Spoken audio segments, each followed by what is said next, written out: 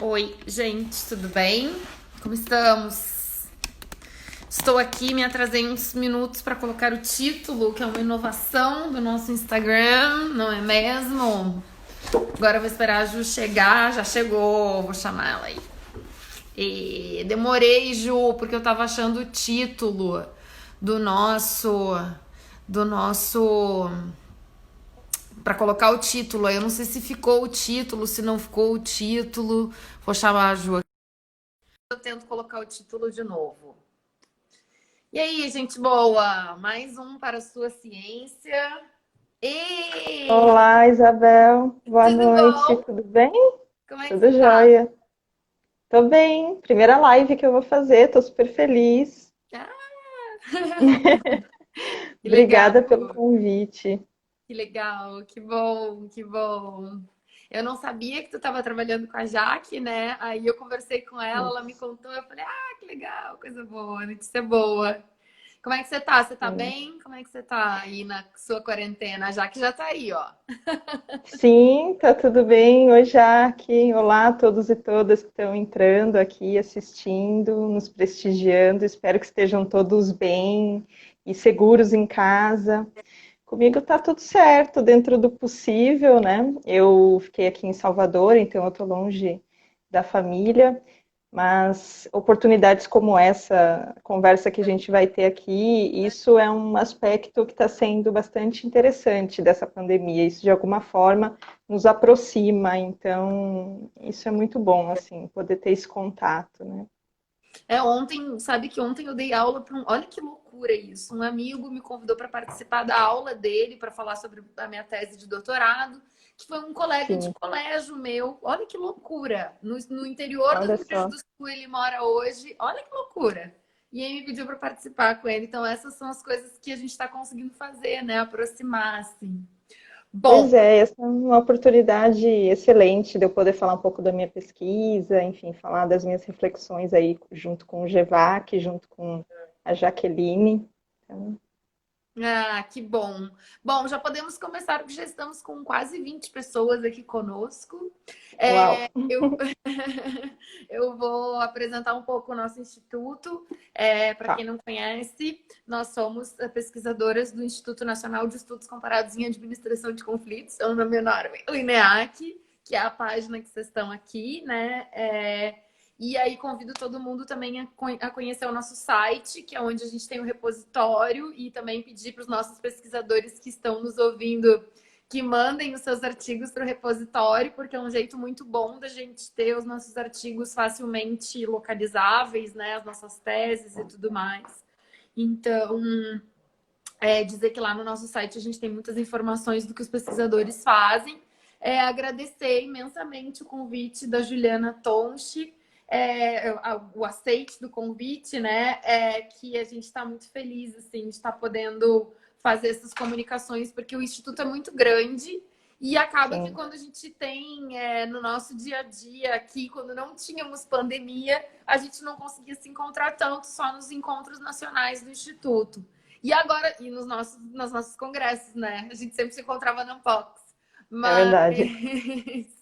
mas agora sem Unbox, porém com essa possibilidade da gente conversar pessoalmente. Então, deixa eu apresentar a Juliana. A Juliana é doutora em Sociologia pela USP, né? Que você já pesquisou essas questões de justiça restaurativa e outras formas de administração de conflitos, né? Que eu sei que a tua tese é sobre modelos alternativos de gestão de conflitos. E hoje a Ju está fazendo o pós-doc sobre justiça restaurativa e violência contra a mulher. Então, agradecendo muito, obrigada. Já vou te passar a palavra. Eu tenho muitas perguntas aqui, mas eu vou fazendo ao longo da nossa conversa, assim. Fica à vontade para te apresentar. Obrigada, Ju. Perfeito. Obrigada, Isabel. Obrigada mais uma vez. Muito feliz com o convite.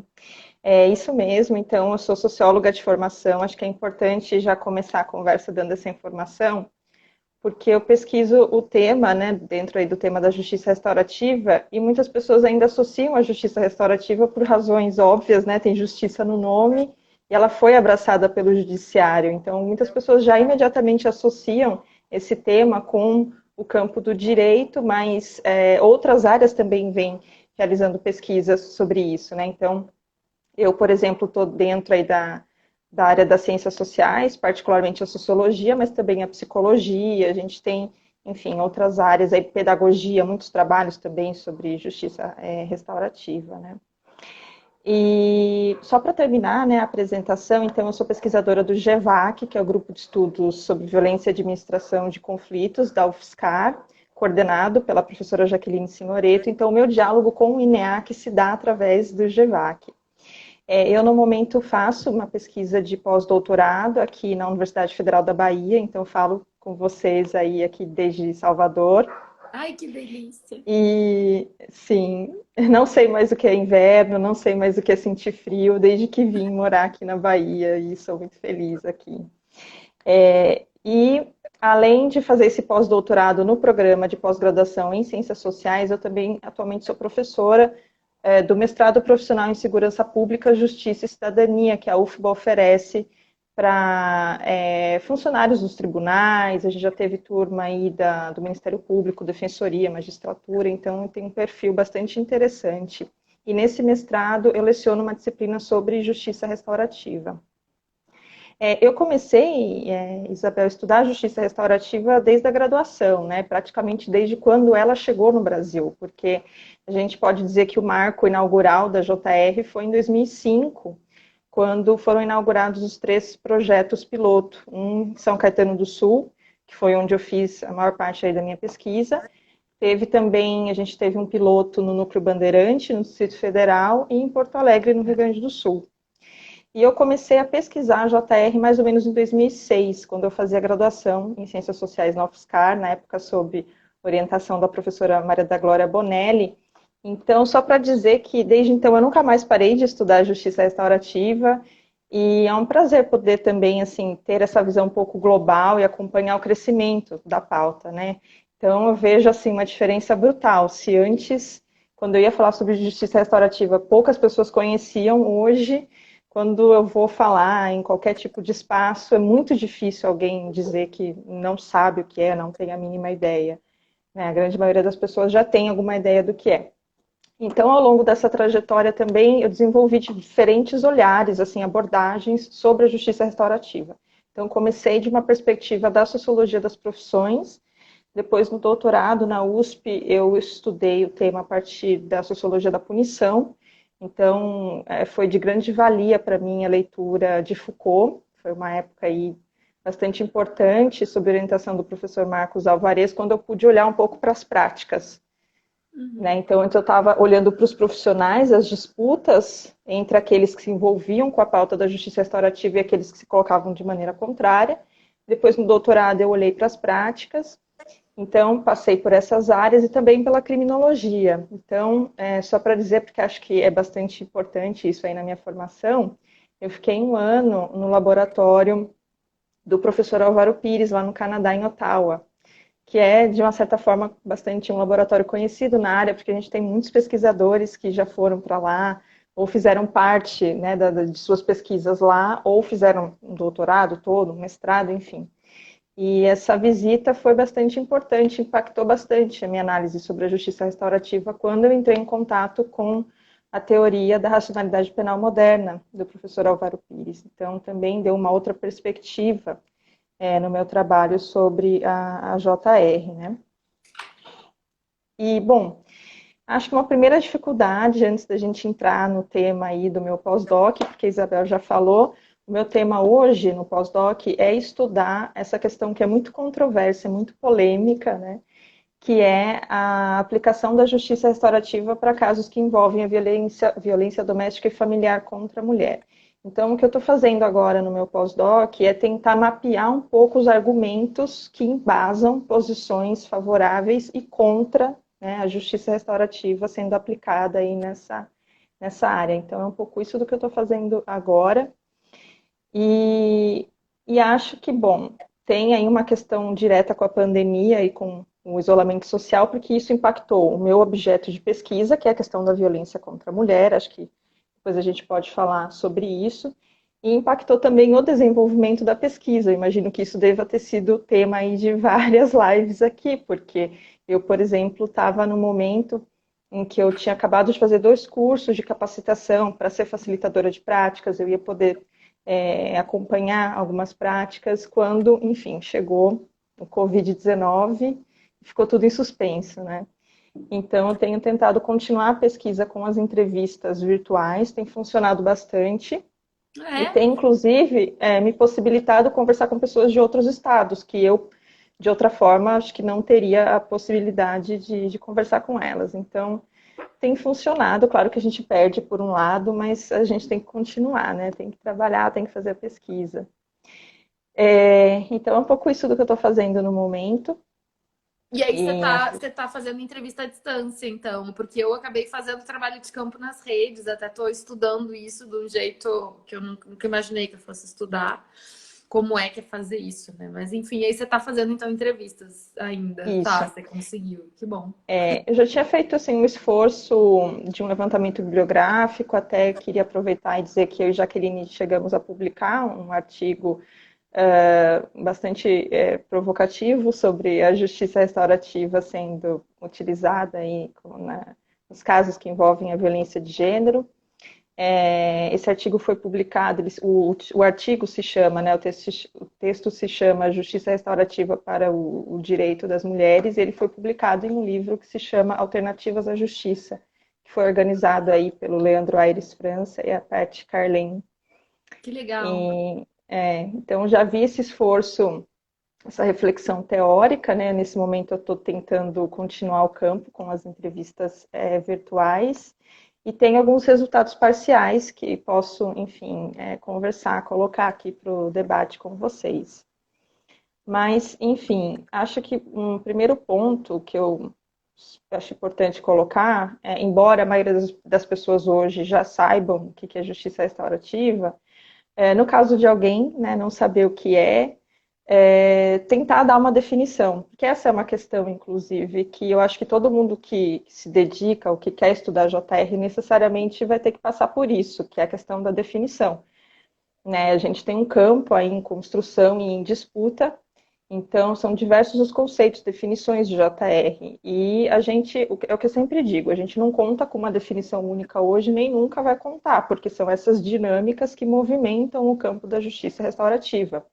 Isso, de uma perspectiva sociológica, é muito rico, né? Você vê como os agentes mobilizam definições de justiça restaurativa no campo, mas isso, claro, também tem implicações práticas, porque fica difícil dizer, poxa, mas então o que é justiça restaurativa? Nesse local aqui em que as pessoas dizem que estão aplicando a justiça restaurativa, isso é mesmo justiça restaurativa? Tem uma série de questões. Mas acho que dá para dizer, assim, por cima, de uma forma bastante simplificada, que é uma forma autocompositiva de administração de conflitos ou uma forma não violenta de gestão de conflitos, mas eu por muito tempo utilizei a definição formas alternativas de gestão de conflitos, né? Esse termo alternativo tem sido muito criticado, porque hoje as pessoas não entendem mais a justiça restaurativa fora e como algo alternativo ao nosso modelo de justiça oficial. Como o judiciário abraçou, né, especialmente o CNJ, está encampando, né, a pauta da justiça restaurativa, as pessoas não entendem mais que é alternativo, porque ela já está dentro.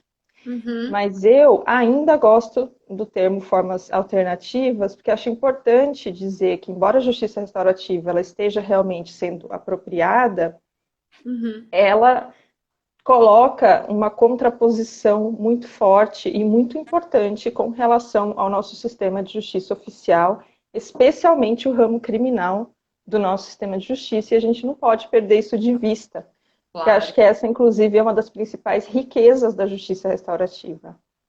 claro, claro. Então, e hoje você vê, enfim, é possível verificar diversas definições. Algumas pessoas chamam de movimento da justiça restaurativa, um novo paradigma, um novo modelo de justiça, que é o que eu considero aí, eu digo que são maneiras um pouco mais abstratas de definir a justiça restaurativa, é o entendimento dela enquanto um valor.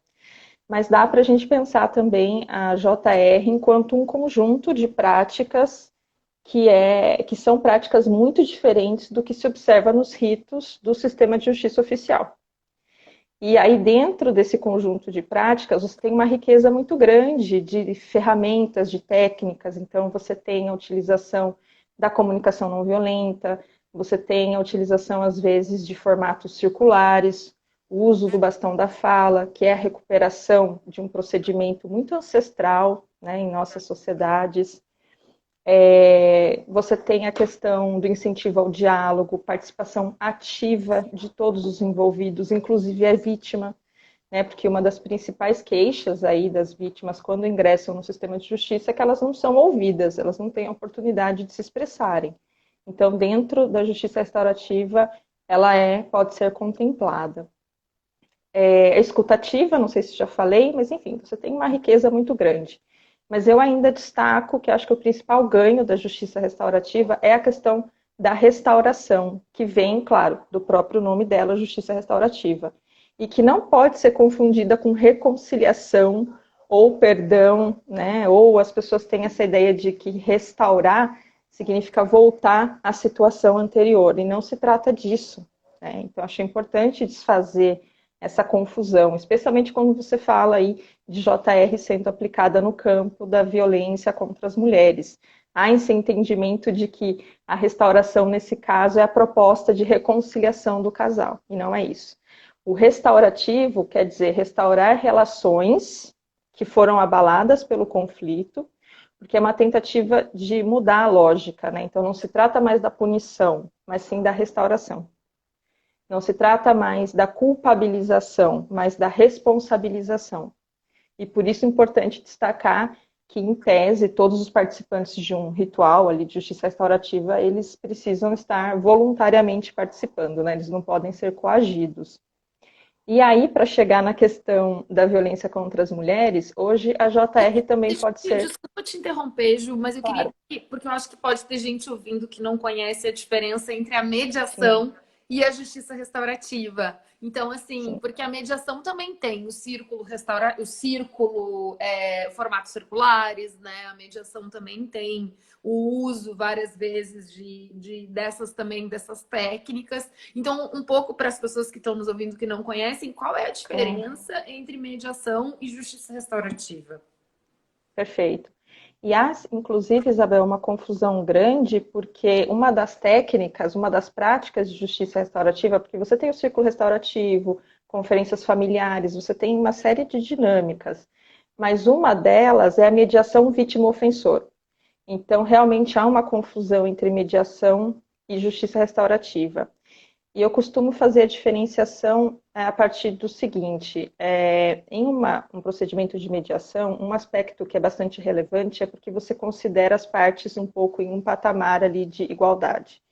No caso da justiça restaurativa, ela se dá conta de que a sociedade é o tempo todo passada, a gente é o tempo todo está lidando com hierarquias e posições desiguais de poder, né? Então, assim, em tese, a justiça restaurativa tem um arcabouço para lidar com isso, né? O que é diferente da mediação.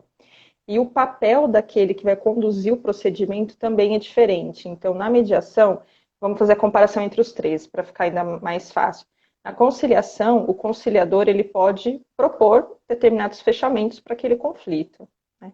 Na mediação, ele pode orientar, né? Ele pode encaminhar a mediação para um certo caminho, para um certo fechamento. Na justiça restaurativa, a ideia, por isso o nome facilitador, né?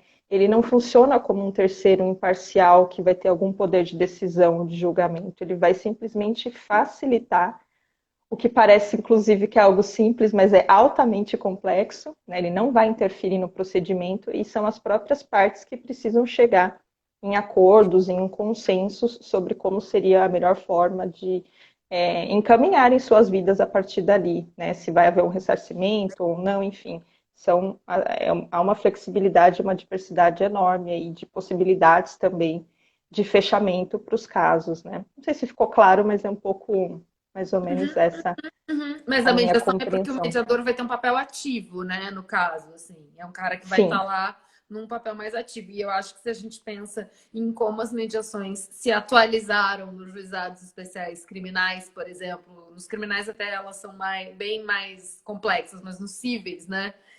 Porque no caso do juizado especial criminal tem ainda o Ministério Público que tem uma prévia, enfim, e cada estado acaba fazendo de um jeito, mas no caso da justiça da mediação no cível, é um papel muito Uhum. de forçar um acordo, digo, dentro do JEC, né? Do Juizado Especial Cível. Então, acho que tem que marcar mesmo, porque para as pessoas não acharem que é a mesma coisa, né? Que é outra lógica. E mais ainda se Exato. pensar fora e dentro do judiciário, né? Porque, como você falou, foi apropriado, mas não necessariamente precisa ser feito dentro do judiciário uma prática de restaurativa, né? Exatamente.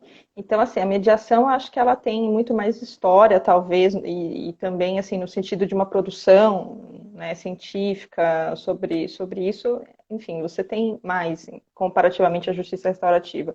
Mas a justiça restaurativa, ela requer, talvez, um nível ainda maior, assim, de sofisticação da prática. E por isso que eu sempre bato na tecla, que é a questão, que é uma fragilidade até hoje, que é o fato dos facilitadores muitas vezes não, sempre, trabalharem em caráter voluntário. Então, quer dizer, a gente tem esse entendimento de que nós temos pessoas com competência para julgar, intermediar casos, e elas são muito bem remuneradas para isso, não estou nesse ponto questionando, né, porque há uma expertise em jogo, uma responsabilidade social, um papel social importante ali daquele trabalho.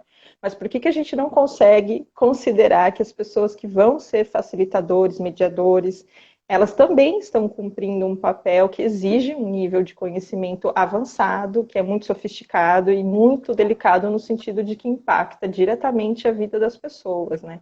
Então, esse é um ponto que é uma tecla que eu também sempre gosto de tocar, porque é um ponto sensível da justiça restaurativa, né? Sim, claro. Mas E voltando à questão que você uhum, estava falando da justiça restaurativa e os casos de violência contra a mulher, né? Como isso. você tem pensado isso? Pois é, então, voltando, eu estava tentando listar um pouco as diferentes definições, né, de justiça restaurativa. E eu ainda diria que a gente tem uma outra definição, que é o seguinte: a gente pode entender a JR hoje como uma política pública nacional de justiça, desde que o CNJ tem incentivado com suas resoluções. A gente teve a primeira, 225 em 2016, na época a ministra Carmen Lúcia era presidente do CNJ, e depois a gente teve a 288 de 2019, do ano passado, sobre as alternativas penais. E então hoje a justiça restaurativa, ela é uma política pública nacional de justiça, com o seu uso sendo aí incentivado para casos que envolvem a violência doméstica e familiar contra a mulher. Esse é um tema bastante polêmico, né? Eu acho que inclusive os termos foram infelizes no início, né, porque se falava em paz em casa, juizado pela paz em casa, esses foram os termos que se utilizam. E é claro que isso causou um incômodo muito grande em grupos organizados, enfim, dos setores aí do movimento feminista, né, porque justamente, de novo, causa essa confusão. Para que serve a justiça restaurativa nesses casos? É para reconciliar o casal? É para, de novo, reforçar um estereótipo da família dentro, né, dessa cultura patriarcal, machista? Então, acabou prejudicando mais a justiça restaurativa do que talvez ajudando, né? Então, veja que nunca foi minha intenção, não porque não acho interessante, mas nunca foi a minha intenção trabalhar com gênero, foi a justiça restaurativa que acabou me levando para essa questão. E eu tenho achado interessantíssimo trabalhar com isso, porque eu acho que esse tema, ele passa por algumas questões que são centrais para quem estuda sociologia do direito, criminologia, sistema de justiça, que é a questão dos limites da resposta penal para as violências, crimes e conflitos, né? Então, acho que esse é um ponto aí de partida. Então, você tem grupos que se colocam de maneira enfática, de forma enfática, contrariamente à justiça restaurativa para esses casos.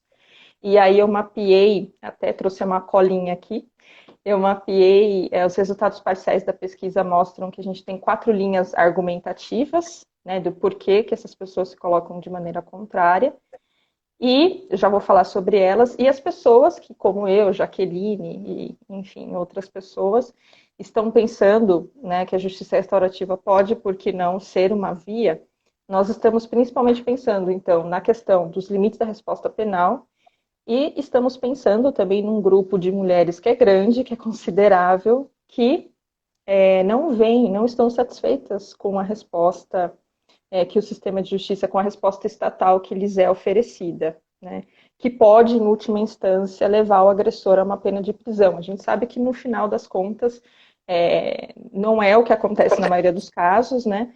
Mas é uma coisa que pode acontecer, né? Então, e aí, quais são as 4 linhas argumentativas aí das pessoas que se colocam de maneira contrária, né? Primeiro, existe uma insegurança com relação às práticas. Então, as pessoas questionam assim, mas será que esses ciclos, será que, enfim, essas práticas de justiça restaurativa, elas dão conta de trabalhar com essa questão que é tão complexa como a violência de gênero, né, a violência doméstica e familiar contra a mulher? Então, esse é um primeiro ponto, uma incerteza com relação às práticas. Um outro ponto, uma outra linha argumentativa nesse sentido, diz respeito à situação anterior, quando esses casos eram rotulados de menor potencial ofensivo e iam para os juizados especiais cíveis, juizados especiais criminais. E a gente sabe como isso foi um desastre, né? Então, enfim, isso ficou muito demarcado na época, né? E ficou muito associado que cometer, né, uma violência contra a mulher, você paga depois de uma cesta básica e está tudo certo. Então, existe também um certo entendimento por partes aí, setores que se colocam de forma contrária, de que utilizar a justiça restaurativa nesses casos seria como voltar à situação anterior, quando esses casos eles eram tratados pelos GCRIMs, pelos GECs. Depois, uma terceira linha argumentativa diz o seguinte: como se, assim, parte do pressuposto de que a Lei Maria da Penha ela ainda não é aplicada na sua integralidade, o que é um fato, né, verificável, facilmente constatável aí. E aí o que se argumenta é, poxa, mas a gente não conseguiu até o momento fazer com que a Lei Maria da Penha seja implantada da forma correta, e aí a gente já vai desistir disso para tentar uma outra coisa? Então esse também é um argumento levantado aí. E o quarto argumento, que é o que eu acho mais, assim, instigante, é que existe uma associação direta entre valorização social ou reconhecimento social da violência com resposta penal.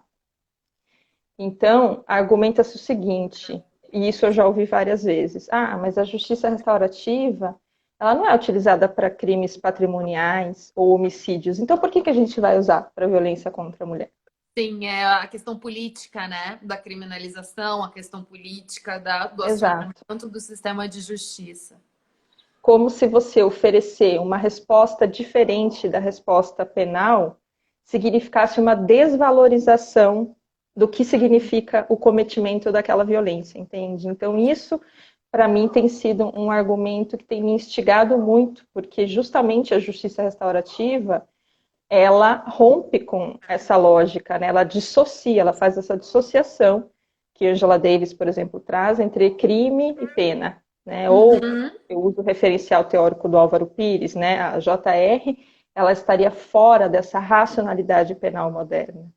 E aí eu acho muito interessante quando as pessoas colocam esse argumento, né? Então vamos esperar a justiça restaurativa ser aplicada para outros casos, depois a gente pensa para a violência contra a mulher. Quando, na verdade, o que a gente deveria estar questionando é por que a JR também não é pensada para esses outros crimes. A gente deveria estar gastando, né, talvez a nossa energia pensando o que está impedindo os profissionais do sistema de justiça de utilizarem a justiça restaurativa para esses outros casos. Entende? E não fazer o que é o movimento contrário que se faz, né? Como se, enfim. Eu fiquei pensando numa, assim, essa mentalidade inquisitorial, né? A necessidade de acionar um sistema punitivo, porque Ju, eu vou, desculpa te interromper, mas é porque eu te Não, por ouvindo, eu favor. lembrei do meu trabalho de campo no júri.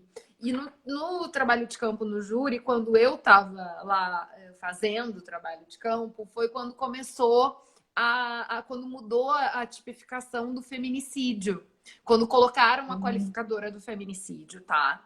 E eu vi, Ju, mesmo assim, umas coisas que eu vou te dizer, que assim, tentativa de homicídio classificado como tentativa de homicídio, tá? Olha a loucura. Mas assim, aí, tentativa de feminicídio. E aí chegava o caso e o promotor e a promotora e o defensor ficavam lá negociando entre levar ou não levar a júri, ou seja, tirar da primeira fase e levar para a segunda fase. E é óbvio que eles não queriam levar para a segunda fase, porque eles achavam que aquilo era um conflito desimportante. Só que eram tantas humilhações, eram tantos absurdos que aquelas mulheres tinham que ouvir. Uma vez o juiz olhou para uma delas e disse assim, ó, literalmente, ele, disse, ele não disse para ela, mas ele olhou pro policial que estava do lado dela, olhou para o policial e disse: tá vendo? Essas mulheres que gostam de apanhar, vocês têm que aprender a fazer isso com os bandidos, bater, bater, e eles continuam amando vocês. Assim, no meio do plenário, na audiência de instrução e nossa. julgamento.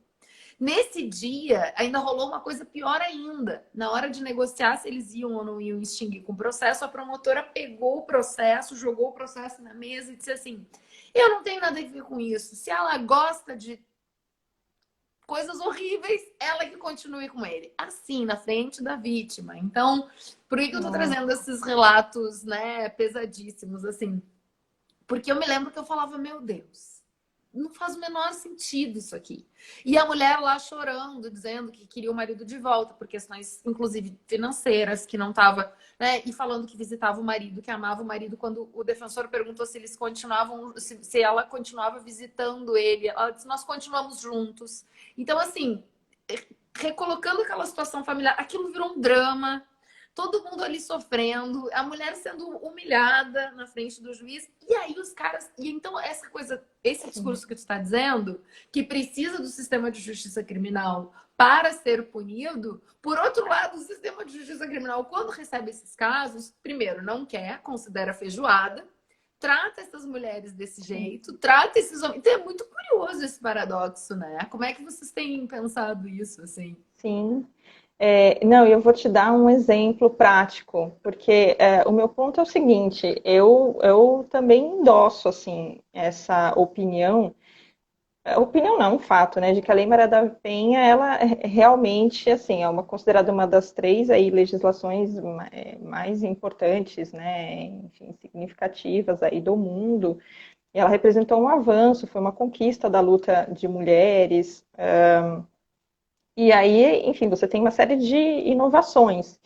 A partir de então, desse marco legal, a violência contra as mulheres, ela sai da esfera do privado e ela passa a ser entendida como uma violação de direitos humanos e como um crime de responsabilidade, enfim, do Estado, né? Um problema social, uma questão a ser tratada aí pelo Estado. Então, tem também a questão da perspectiva da integralidade, né, do tratamento, que não vai ser só resposta penal. Então, de fato, a lei coloca a questão da prevenção, educação em direitos, educação em gênero, que não é só para os equipamentos da rede de atendimento e acolhimento da mulher em situação de violência. Isso vale também para os profissionais do sistema de justiça. Então, a lei avança em muitos pontos, mas me parece que essa centra... Mas é isso, e todos concordam que esses avanços que a lei propõe, a gente não está conseguindo aplicar de maneira eficaz.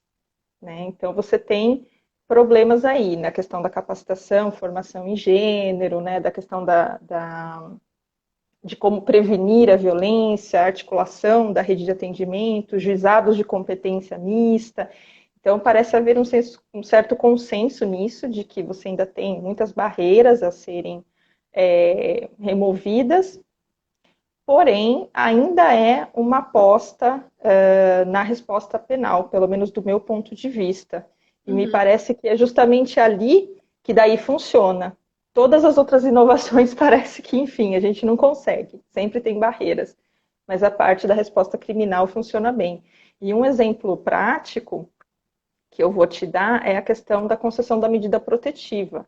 Na lei, por exemplo, ela não diz nada que a mulher, para poder postular, enfim, né, pedir uma medida protetiva de urgência, ela não precisa fazer o registro da ocorrência, o registro, né, do boletim da ocorrência criminal. Mas a gente sabe que muitos equipamentos para acolher a mulher e muitos profissionais do sistema de justiça ainda exigem que a mulher faça um registro da ocorrência criminal. Então, percebe, a gente não consegue sair dessa centralidade da resposta penal. E é muito perigoso, Isabel, esse discurso que cola, né, a questão da valorização, do reconhecimento social da violência com a resposta penal, porque é uma escalada que pode não ter fim, entende? Então, quer dizer, para você afirmar que a violência contra as mulheres é uma questão gravíssima, e, enfim, e outras violações de direitos, se você, para fazer isso, precisa de penas duras, mais duras do que outras, é uma escalada punitivista que não tem fim.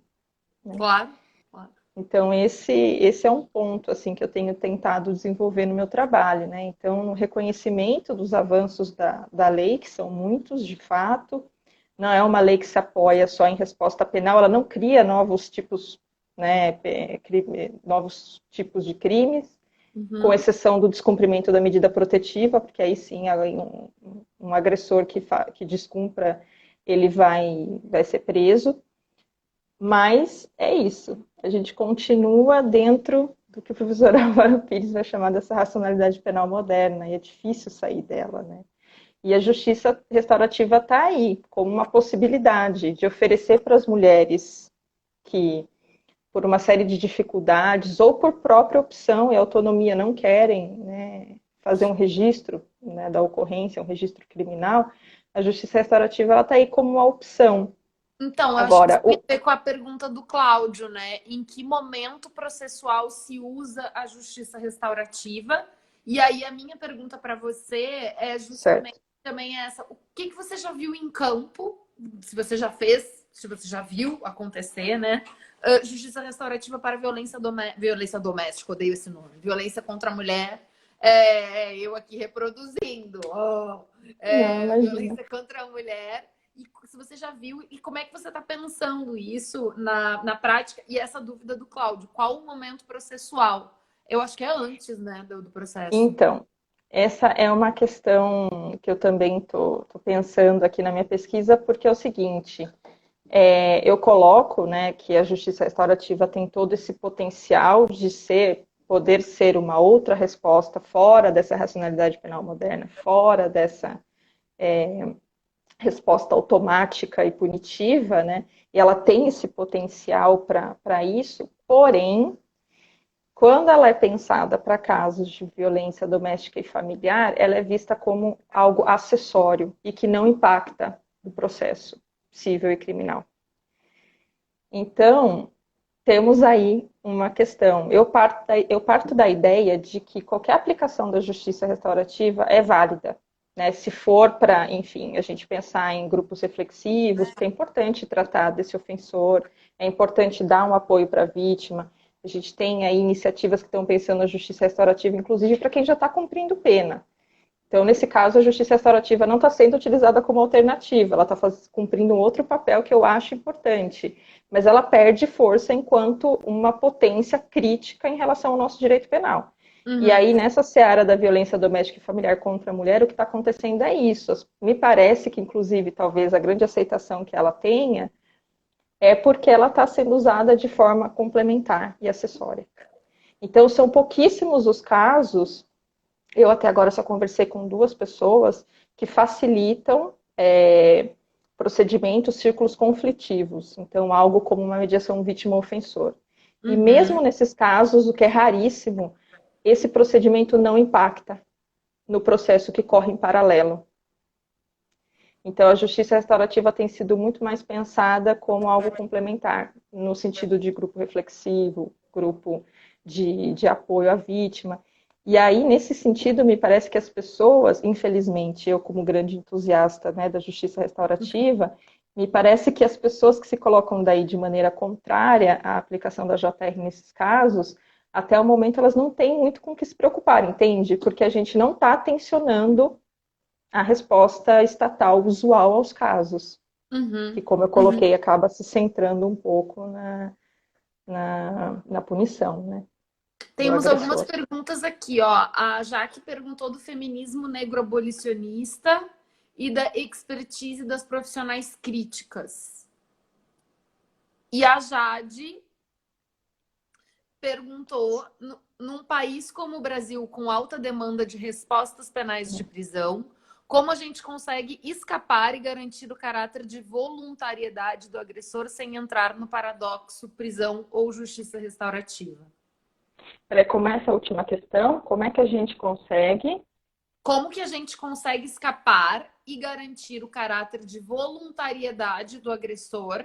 Então, né, acho que é Ah, ele se sim, sujeitar e aceitar participar da justiça, do círculo restaurativo, sim. enfim, sem entrar no paradoxo prisão ou justiça restaurativa. Acho que é mais ou menos, né, como que o agressor aceita participar É. sem ter que ameaçar, talvez, com a prisão. Não sei, acho que é um pouco isso, né? Então, existe essa discussão também do quanto é voluntário, porque, de fato, se você tiver sempre como pano de fundo, né, uma pena de prisão, ou enfim, qualquer outra sentença que seja colocada aí de acordo com o que o sistema de justiça oficial põe para ele, você pode sim questionar até onde é voluntário. Além do que, você precisa ver também, é importante destacar isso, quem é que vai oferecer essa possibilidade da justiça restaurativa, porque se muitas vezes for o próprio magistrado ou a magistrada ou o promotor que atende o caso, enfim, mesmo que a pessoa de fato faça um convite, a figura de autoridade, o simbólico está ali presente, e aí muito provavelmente as pessoas vão aceitar, Sim. mesmo que de outra forma elas não quisessem se comprometer a fazer, porque é difícil. As pessoas têm essa ideia de que justiça restaurativa, por ela escapar dessa resposta punitiva, as pessoas associam a justiça restaurativa com resposta nenhuma ou com Uhum. impunidade, quando na verdade você tem uma série de estudos que mostram o quanto é muitas vezes difícil para as pessoas participarem, especialmente para um ofensor participar de uma prática restaurativa. Sim. Acho que isso tem a ver com a pergunta do Henrique, ó. Como a justiça restaurativa tensiona os papéis clássicos da vítima e do autor construídos pelo punitivismo. Acho que tem a ver com isso, né? Que são o Sim, a justiça restaurativa, nesse caso, ela também faz parte de um movimento que tenta resgatar um pouco o papel dessa vítima. Então, desde que o Estado assumiu a função de repressão do ato contrário à lei, você tem o ofensor respondendo para o Estado, e a vítima segue como uma figura secundária no processo, como uma fornecedora de provas e testemunho. Então, a justiça restaurativa também tem esse papel que é bastante importante de trazer de volta essa vítima e de, por que não, perguntar para essa vítima o que ela gostaria que fosse feito em termos de reparação. Mas a gente tem ainda que desmistificar muita coisa, que é o que eu já coloquei, né? As pessoas entenderem que isso é impunidade, que isso é passar a mão na cabeça de agressor. Então, são ainda muitas barreiras. E a Jaque tem razão, a justiça restaurativa, Angela Davis, por exemplo, hoje trabalha com a ideia de que a justiça restaurativa pode ser, sim, um caminho para a gente pensar inclusive a questão do superencarceramento. A gente já sabe que o sistema de justiça oficial ele funciona reificando desigualdades, né? Trabalha nesse sentido. E a questão do superencarceramento. A gente sabe também quem são as pessoas, qual é o perfil das pessoas que estão presas. Então, a luta abolicionista, na verdade, é uma luta também antirracista, é uma luta feminista, ela é uma luta que está aí na interseccionalidade com essas camadas de opressão que estão trabalhando na sociedade. Porque a gente sabe que é assim que o sistema de justiça funciona e a gente sabe quem é a população que está encarcerada. Então, a justiça restaurativa também é vista como um caminho para a gente tensionar e pensar sobre isso, e refletir de forma crítica sobre isso. Então, e já tem experiências sendo aplicadas de violência contra a mulher Então, e aí eu esqueci de falar uma coisa importante, Isabel, para inclusive ajudar as pessoas também. a desmistificar algumas coisas. Outra imagem que geralmente as pessoas têm, quando você fala em justiça restaurativa para esses casos, é a ideia da vítima e do ofensor sempre se encontrarem face a face. Então, eu acho importante lembrar que a justiça restaurativa trabalha com diversas práticas. Então, você tem experiências internacionais, por exemplo, eu que fui para o Canadá, tive a oportunidade de conhecer um pouco, mais na literatura, na verdade, do que campo mesmo, mas você tem relatos de experiências em que não necessariamente a vítima de um determinado crime vai se encontrar com o seu ofensor. Você tem outras possibilidades de fazer a mediação dessas partes que estão em conflito. Então, você pode fazer a troca, então vítimas encontram outros ofensores, ou ofensores encontram representantes de ONGs, pessoas que trabalham com, no caso, por exemplo, de crimes ambientais, quando você não tem uma vítima especificamente, né, tem um caráter coletivo, então você tem uma série de possibilidades de atuação da justiça restaurativa para esses casos. Agora, o ponto é isso, a dificuldade continua sendo até que ponto a gente consegue avançar para fazer com que a justiça restaurativa seja vista como uma via tão legítima quanto o sistema de justiça oficial, porque até o momento ela ainda não consegue impactar. Ai, o que é essa A nossa... mentalidade inquisitorial, né? Que coisa! Como é arraigada, sobretudo no contexto brasileiro, essa ideia da punição, né? Do vamos punir mais, vamos, é muito doido isso, é uma coisa que as pessoas tinham que pensar aqui, ó, é psicanalítico isso aí. Eu tem sei muito do muito senso, como. Tem muito do senso comum, né? De que as leis são fracas, que a gente não pune o suficiente. Super pune, né? É um Estado super punitivo e mais do que o Estado, a própria sociedade, né? Eu lembro da dissertação da Jaque sobre os linchamentos. Foi a dissertação da Jaque, eu acho, né? Foi sobre os Foi a dissertação de linchamentos. mestrado. Que é uma coisa assim impressionante o trabalho porque a tese é sobre os centros, né, comunitários de justiça. E é uma coisa impressionante a mentalidade das pessoas de punir, de bater, de machucar e tal. Tem uma pergunta para você aqui que eu achei muito interessante. Sim. Quais os obstáculos hoje nos locais onde se tenta implementar a justiça restaurativa? O que você identifica como obstáculos? Eu acho que aqueles... Bom, no caso da violência contra a mulher, aqueles 4 pontos que você já falou, mas não sei se você lembra de mais algum outro. É que deu só uma atrasada na resposta, porque acho que a internet está um pouco... Mas quais seriam as dificuldades para a aplicação da justiça restaurativa? São várias as dificuldades. Eu até listei aqui. Quais os obstáculos hoje nos locais onde se tenta implementar a justiça restaurativa? Uma pergunta do...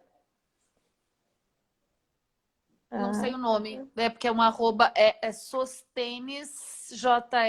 O Sóstenes, sim, acho que é um colega. Mas agradeço não só a ele, como todas as pessoas que estão aqui participando, interagindo, colocando questões.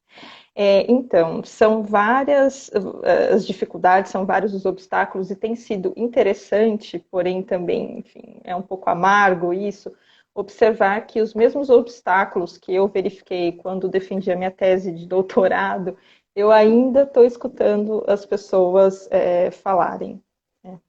E só um adendo antes de eu entrar nas dificuldades, eu percebi também nessa pesquisa de pós-doc que não é à toa que me parece que são realmente mais profissionais, mulheres, juízas, defensoras e promotoras que estão engajadas com a questão da violência doméstica e familiar contra a mulher e a possibilidade de uso ou não da justiça restaurativa para esses casos. Então, eu queria só destacar aqui que eu tenho tido a oportunidade de conversar assim, com profissionais fantásticas que às vezes não usam, por exemplo, o referencial teórico da racionalidade penal moderna, mas que no dia a dia do cotidiano do trabalho acabam já fazendo essa reflexão sobre os limites da atuação do próprio trabalho dela, sobre os limites da resposta penal para esses casos tão complexos.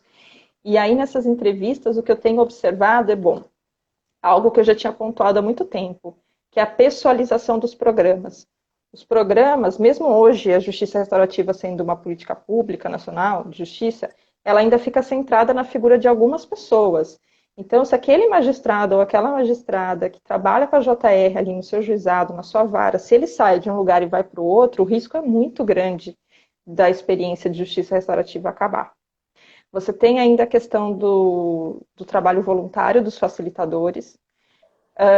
Me parece que continua ainda uma dinâmica de você ter sempre um financiamento inicial para os programas, mas depois as iniciativas precisam contar com recursos próprios, isso dificulta muito o desenvolvimento dos programas e acaba inchando o quê?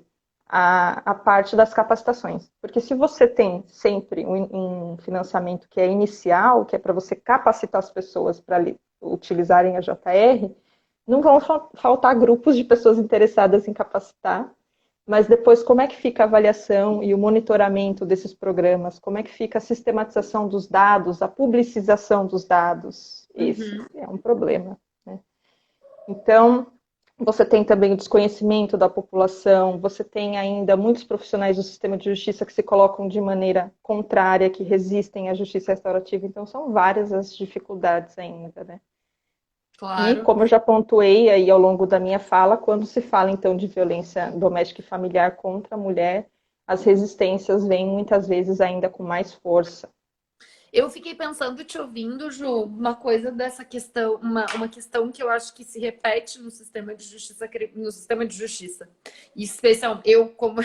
Bom, eu falo mais do meu assado, porque é o que eu entendo melhor, mas o Claro, sistema de justiça como um todo, eu acho, que é essa coisa da pessoalização, né, das práticas. Então, se o magistrado é o cara que pratica, que coloca, que faz, quando ele muda a vara, quando ele sai da vara dele e vai para outra sim, vara, tudo acaba. Então, essa pessoalização das práticas é que eu ouvia esses dias os defensores públicos, que foram meus interlocutores na pesquisa da tese, comentando que em alguma live, né, que eles, enfim, fazem muitas lives, eu tenho acompanhado muitas coisas, que isso é algo que os acompanha, né? Que é o fato de que quando eles trocam também a titularidade, muda tudo. E às vezes não tem registro, e às vezes não tem. Então, eu acho que isso é muito do nosso sistema de justiça mesmo.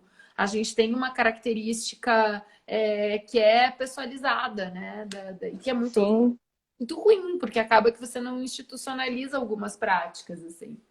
Não É, sei o até que você tem hoje as pessoas pensado. têm o costume, até hoje as pessoas têm o costume de falar, é o programa do doutor, programa da doutora, né? E a gente se refere aos casos dessa forma. E outro ponto que eu também já levantei em trabalhos anteriores é que, de fato, a justiça restaurativa ela veio muito institucionalizada e chegou ao Brasil de uma forma muito vertical.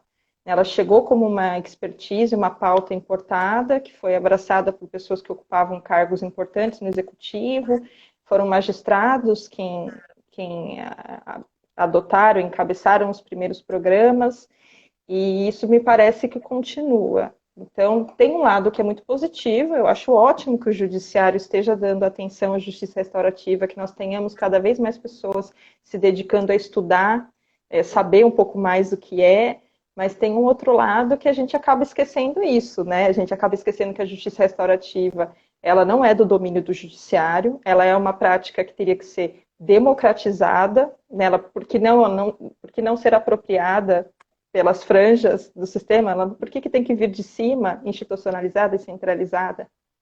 O que é Esse, muito então, curioso, Ju, desculpa também te interromper, porque eu acho não, muito imagina. curioso, porque a arbitragem, as empresas pagam rios de dinheiro para resolver os problemas com arbitragem.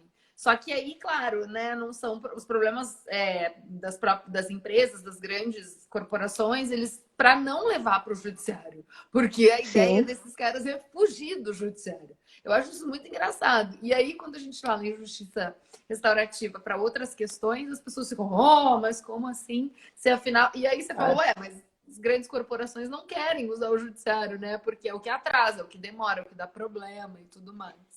Mas assim, Isabel, ainda tem um discurso que não é majoritário no campo, porque ainda bem hoje você já tem perspectivas diferentes, você tem realmente profissionais que estão trabalhando com a justiça restaurativa porque acreditam, porque tem uma reflexão crítica sobre a resposta estatal usual aí, mas ainda hoje existe também, enfim, a ideia de que a justiça restaurativa serviria para desjudicializar conflitos, que é para você diminuir o número de casos que estão chegando, batendo as portas do judiciário.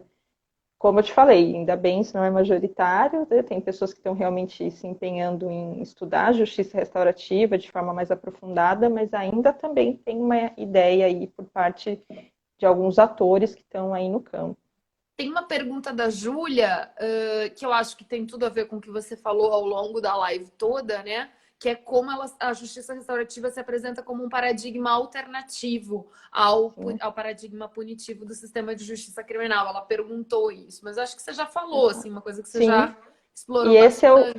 e esse é o outro risco que eu ia falar, que na verdade eu já falei, mas eu ia só destacar novamente que esse era o outro risco da justiça restaurativa estar sendo incorporada pelo judiciário dessa forma como algo acessório, como algo complementar, que é justamente a gente esquecer que ela faz essa contraposição e essa crítica muito forte a essa associação crime-pena e aos limites da resposta penal. Então, acho que o perigo é a gente achar, especialmente quando se trata da violência contra a mulher, que essa resposta penal ela vai dar conta de tudo e não vai. Então, a nossa proposta, até com esse artigo que eu escrevi com a Jaqueline, foi provocar realmente até os grupos que são contrários, setores organizados do movimento feminista, a se apropriarem também da pauta da justiça restaurativa, porque no fundo estamos todos unidos naquele horizonte em comum que nós temos, que é o quê? Combater a violência contra a mulher. A gente pode estar pensando em estratégias diferentes, mas o objetivo é comum. Então, por que não chamar essas mulheres para debaterem conosco, entenderem melhor o que é a justiça restaurativa e, por que não, talvez, pensá-la como uma alternativa para mulheres que não têm condições ou não estão satisfeitas com a resposta penal, porque o risco também é nessa discussão que nós fazemos, né, academia com o judiciário, a gente perder de vista o ponto de vista da mulher. E acho que é a autonomia dela que é o que está em jogo aí nessa discussão de ela. Bom, vamos Claro, perguntar para ela. E nós, quando estudamos claro. justiça restaurativa para esses casos, nós estamos pensando justamente nessas mulheres, porque a gente sabe, já foram feitas pesquisas nesse sentido que mostram um número muito considerável de mulheres que gostariam que fossem dadas outras possibilidades. Muitas querem que, muitas não, todas querem que a violência cesse, mas nem todas querem que isso se dê via punição. Né? E aí, só para a gente talvez entrar na questão aí do Covid-19, porque isso tem ficado muito em evidência, a questão da violência contra a mulher, me parece que sim, talvez tenhamos aí uma série de fatores que estão fazendo com que o problema se agrave, mas no fundo, a pandemia só está jogando luz sobre uma série de problemas que já estavam aqui batendo na nossa porta antes. Então a Claro. gente já sabe que a violência contra a mulher, apesar de ser democrática, no sentido de que ela pode afligir qualquer mulher e ela é um problema de escala global, a gente sabe que não são todos os grupos de mulheres que estão igualmente suscetíveis a esse tipo de Claro, violência. claro. Então, essa violência está ligada aos marcadores sociais da diferença. Acho que o Covid-19 joga a luz sobre isso, né? Então, temos aí mulheres que estão mais expostas ao Covid e à violência doméstica e familiar por conta dos marcadores sociais da diferença. A questão que a confiança nos dados, isso já é um assunto que vem sendo debatido há muito tempo no campo da segurança pública. Então, aqui na Bahia, por exemplo, a gente teve dados contraditórios. Teve um relato de aumento do número de denúncias no Disque Denúncia, mais uma diminuição dos registros criminais. Então, sempre é importante lembrar que o registro criminal fala sobre a criminalização do problema, mas não está falando se a violência está aumentando ou diminuindo. E pensar que, claro, muitas mulheres agora podem estar tendo mais dificuldades para fazerem a denúncia, mas mesmo antes, muitas mulheres já não estavam fazendo a denúncia, e é nessas mulheres que nós precisamos chegar, né?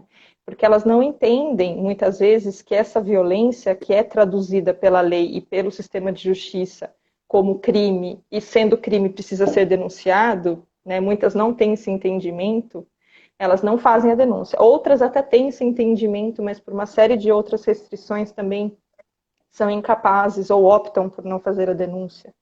Então, Ju, tô esse é mais ficando um ponto. preocupada que o nosso Com tempo o tá tempo, estourando. desculpa. Temos 1 minuto. Ai, Instagram! Meu Que Deus, então sacanagem! Puxa! passou muito rápido.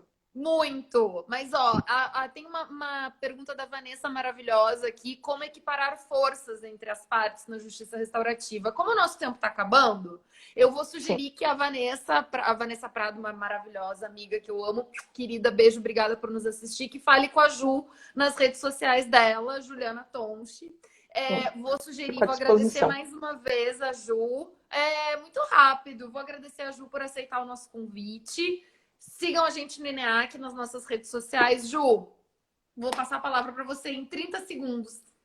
Então só queria terminar de uma forma um pouco otimista, que é pensar que se essa situação atual ela parece desanimadora, pensar que, por outro lado, esse lançar luz que está acontecendo sobre esse problema, se a gente conseguir utilizar disso para promover transformações que possam ir no sentido de garantir a sobrevivência dessas mulheres, tanto em relação ao vírus quanto em relação à violência doméstica e familiar, isso seria incrível. E eu espero